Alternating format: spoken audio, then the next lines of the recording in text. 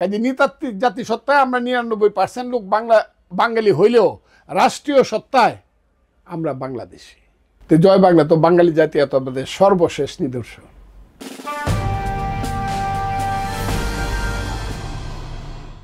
আমরা বাংলাদেশি বাঙালি, আর কলকাতারা হইল ভারতীয় বাঙালি। ওরাও কিন্তু নিজেদেরকে বাঙালি বলে না? কারণ আমি যে গানটা গাই এটা তো বাংলায় গাই, মুক্তিযুদ্ধের যে স্বাধীনতার যে গানটা, আমার যে জাতীয় সঙ্গীত কি না, কিসে কোন ভাষায় গায়?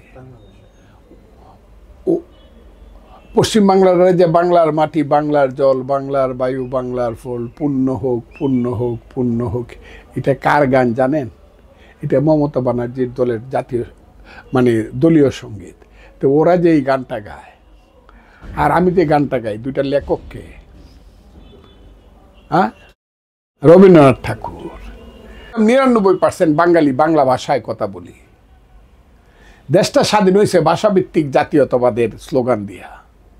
স্লোগানটা কি ছিল আমি বললে আবার আমার দল কি মনে করে, মানুষ কি মনে, শেষ স্লোগানটা কি ছিল? ছেলেটা যে যুদ্ধে মারা গেছে গুলি খায়া, সে কি স্লোগানটা দিয়া সে শহীদ হয়েছে?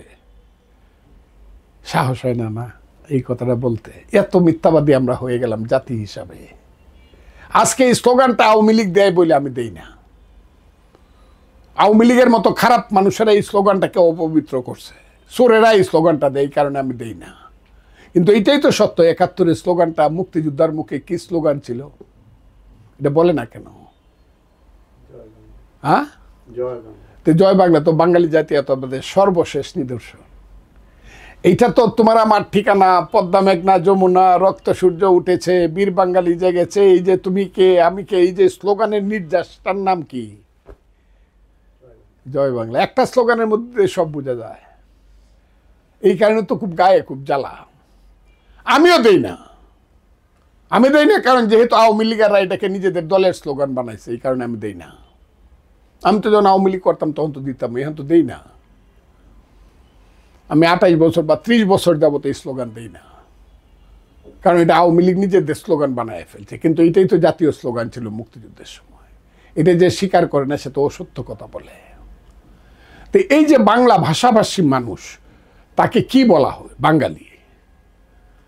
আর যারা আদিবাসী মানুষ বলো বা পাহাড়ি মানুষ বলো বা এটার উপজাতি মানুষ বলো, তারা তো ভিন্ন ভিন্ন ভাষায় কথা বলে, তাদের অনেক ভাষা আছে। এই ভাষাকে আমি শ্রদ্ধা করি, তাদেরকে আমি শ্রদ্ধা করি। তো ৯৯% মানুষের যে ভাষা, আমাদের উদারতার জন্য, তাদেরকে নিয়ে চলার, ১%কে নিয়ে চলার জন্য জিয়াউর রহমান সাহেব বলছে, ঠিক আছে। জিয়াউর রহমান সাহেব কেন বলছে বাংলা দেশি? যেদিন বলছে সেদিন কি যুক্তিটা জিয়াউর রহমান দিছে? বলছে আমরা তো রিয়েলি বাঙালি ৯৯% মানুষ, ঠিক আছে, কিন্তু রাষ্ট্রটা যেহেতু আমার রাষ্ট্রের পরিধির মধ্যে যেহেতু অন্য জাতিসত্তাও আছে, তাদেরকে আমরা দিতে চাই না। কাজে নৃতাত্ত্বিক জাতিসত্তায় আমরা ৯৯% লোক বাঙালি হইলেও রাষ্ট্রীয় সত্তায় আমরা বাংলাদেশি। কাজে আমি বাংলাদেশিও পছন্দ করি, বাঙালিও পছন্দ করি। আমি কোনোটা খেতে অপোজ করি না। কিন্তু একদম বাঙালি বাদ দিলে তো ছেলেরে মা বলতে শেখানো যাবে না।